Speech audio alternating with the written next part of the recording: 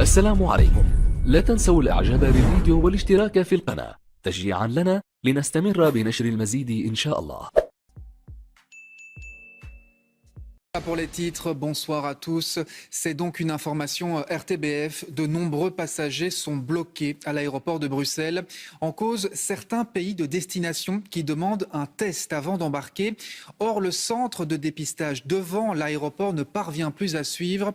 Certains passagers ratent donc leur vol et payent le prix fort. Jennifer Istas. Il n'y en a pas de test ici. Vous perdez l'argent. Nous, il y a 5 jours qu'on fait la test. 5 jours, prend l'argent dans la poche. La tension monte et les files s'allongent devant le centre de test de l'aéroport. Ce passager veut rentrer chez lui au Pakistan avec toute sa famille. Ils sont 5, mais faute de résultats de leur test Covid, c'est le deuxième vol qu'il manque.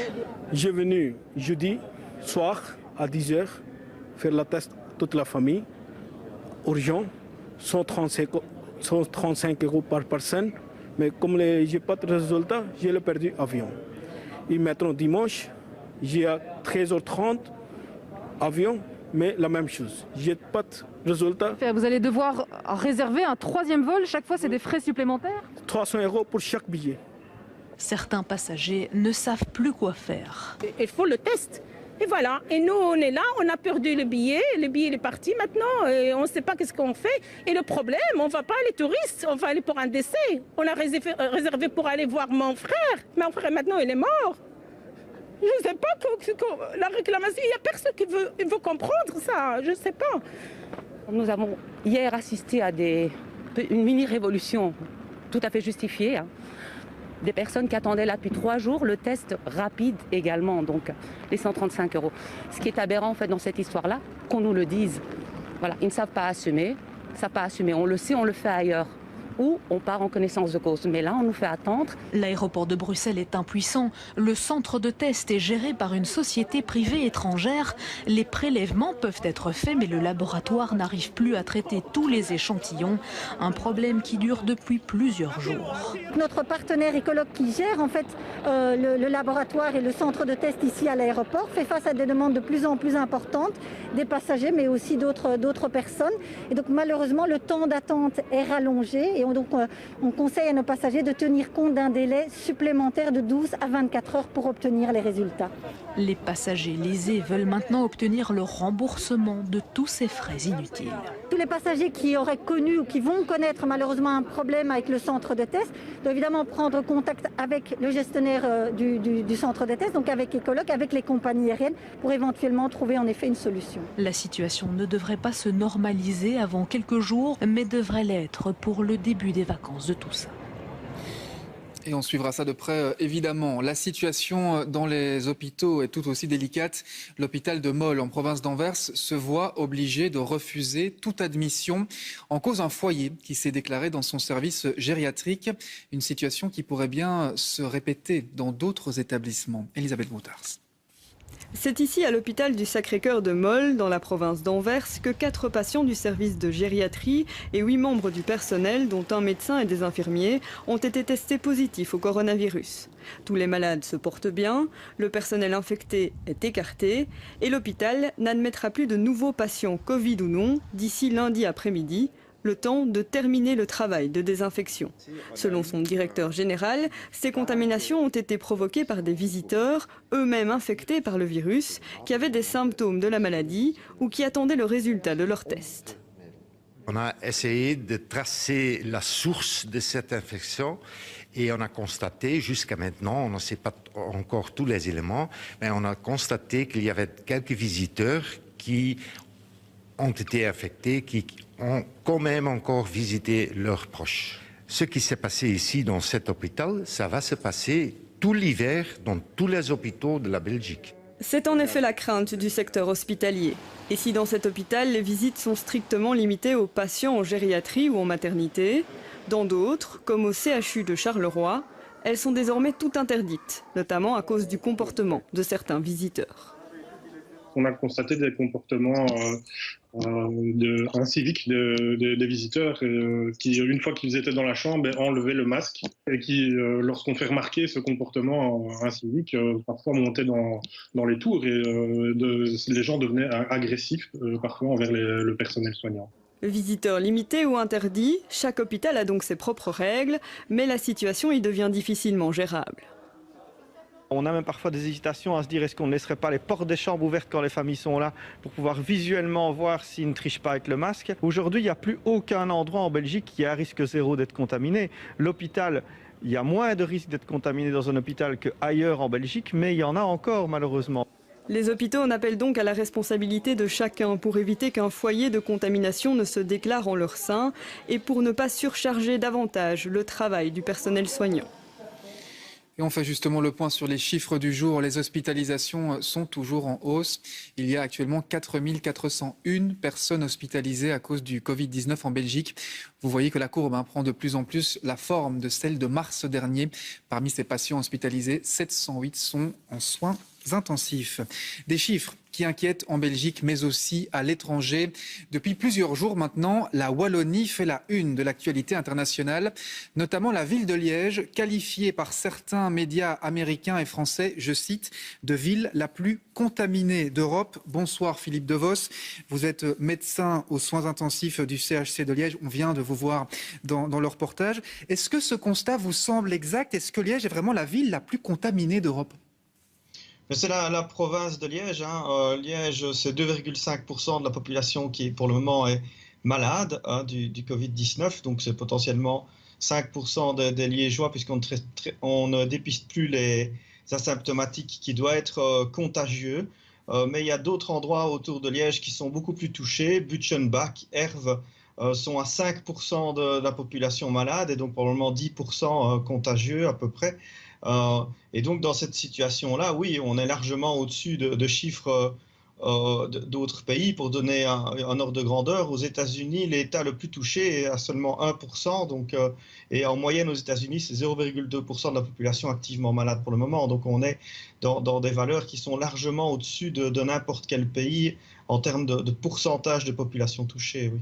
Et puisque la région liégeoise au sens large est plus touchée que d'autres régions, est-ce qu'il faudrait prendre sur place des mesures plus dures, comme on l'a fait en région bruxelloise, d'après vous? Je sais que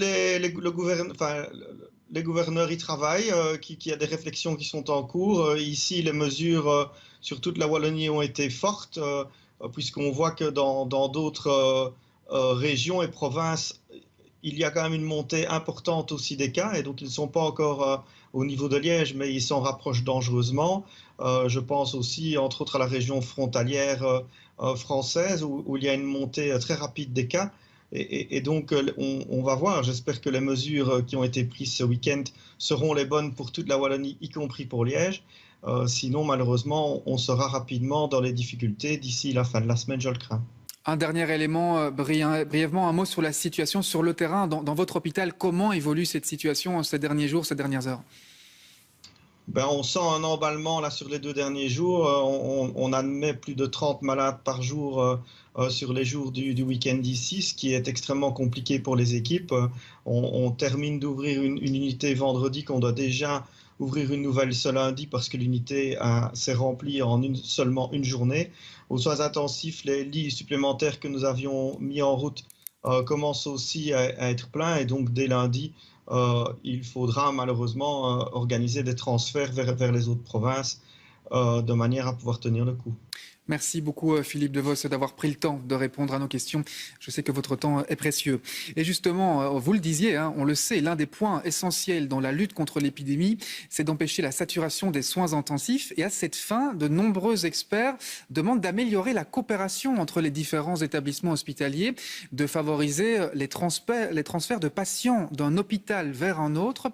Or, dans les faits, aucune autorité ne peut concrètement imposer ces transferts. Jennifer Istas. Le problème se pose tous les jours. Arrivés presque à saturation, certains hôpitaux cherchent à transférer leurs patients, mais chaque fois, c'est un vrai casse-tête. Je téléphone au 112. Au 112, j'ai un gentil monsieur qui me dit « Ah oui, il paraît que je crois qu'il y a encore 2 places à Nivelles, il y en a au GHDC à Charleroi, etc. etc. » Et donc, voilà, ça se limite à ça.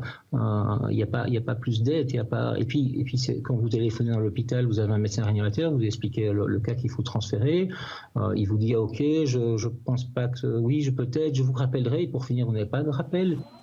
Dans notre pays, l'occupation des lits en soins intensifs diffère d'une province à l'autre. 55% d'occupation dans la province de Liège, 53% à Bruxelles, 44% dans le Hainaut. Globalement, c'est plus qu'en Flandre où l'on voit par exemple 30% d'occupation dans la province d'Anvers, 18% dans le Limbourg.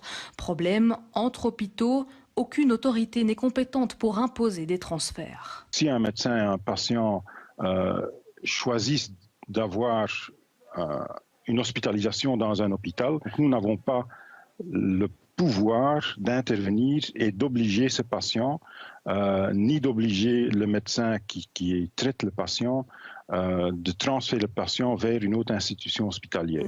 Un problème qui risque de s'aggraver rapidement et avec une situation bien pire qu'en mars dernier. C'est plus tôt qu'au printemps dernier, ou pour finir, la nécessité de transfert est arrivée un petit peu plus tard. Ici, on est au tout début de cette deuxième vague, on nous l'annonce encore pendant plusieurs mois, donc ça nous inquiète parce qu'on se dit, si aujourd'hui on est déjà dans cette situation, que va-t-il se passer demain ? Les hôpitaux gèrent pour l'instant au cas par cas, mais craignent que d'ici quelques jours, cette situation ne soit plus tenable. Et la Belgique n'est évidemment pas la seule à lutter contre l'épidémie. L'Espagne vient d'adopter une mesure drastique. L'état d'urgence sanitaire est décrété pour 6 mois jusqu'en mai prochain. Donc, on va en parler avec Henri de Laguérie à Barcelone. Henri, que signifie concrètement cet état d'urgence ?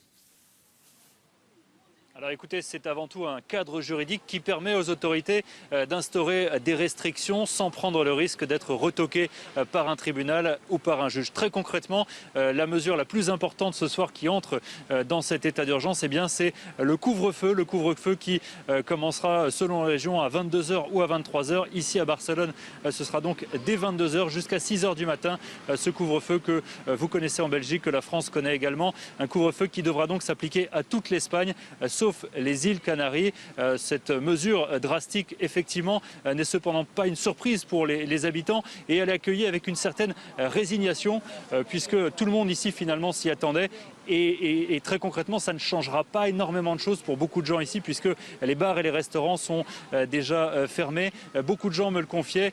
Tant qu'il n'y a pas de confinement à domicile, eh bien, ce ne sera jamais si difficile à vivre. C'est vraiment ça que les gens craignent ici, c'est ce reconfinement à domicile. En tout cas, avec cet état d'urgence qui devrait donc aller jusqu'au mois de mai si le Parlement apporte sa majorité au chef du gouvernement Pedro Sánchez, eh bien, les régions pourront également mettre en place de nouvelles restrictions, comme notamment des restrictions de mobilité sur leur territoire, sur le territoire de la région. Mais attention, les frontières de l'Espagne, pour le moment, ne sont pas fermées. Henri de Laguérie en direct de Barcelone, merci beaucoup Henri. Et puis cette nouvelle qui tombe à l'instant, en France on vient d'enregistrer 50 000 nouveaux cas en 24 heures. C'est un record depuis le début de l'épidémie, preuve que la reprise de la pandémie a lieu dans toute l'Europe. Retour en Belgique depuis hier 22 heures. Le couvre-feu est effectif en Wallonie, ce sera également le cas à Bruxelles dès demain.